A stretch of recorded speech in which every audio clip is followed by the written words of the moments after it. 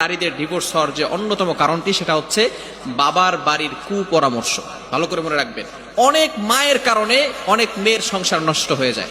মা তাকে কুপরামর্শ দেয়, মা, তারপরে বোন, এরপরে ভাই, তাকে কুপরামর্শ দেওয়ার ফলে সে তার স্বামীর সাথে খারাপ ব্যবহার করে স্বামীর কাছ থেকে ডিভোর্স নিয়ে নেয়।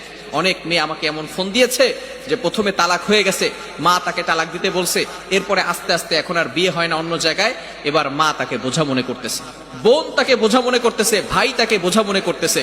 সুতরাং আপনার পরিচয় আপনার বাবার বাড়ি নয়। নারীদেরকে বলবো, আপনার পরিচয় হচ্ছে আপনার স্বামীর বাড়ি।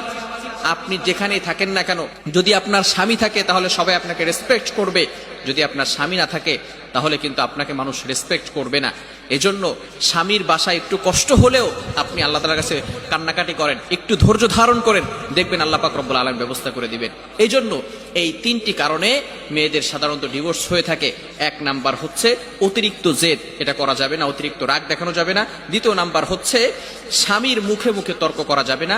তৃতীয় নাম্বার, বাবার বাড়ির কুপরামর্শ নেওয়া যাবে না। আল্লাহ তাআলা আমাদের সকল সংসারগুলোকে, এই বাংলাদেশ নয় সারা মুসলিম যত সংসার রয়েছে সকল সংসারগুলোকে সুন্দরভাবে সুখময় জীবন দান করেন। সকলে বলেন আমিন।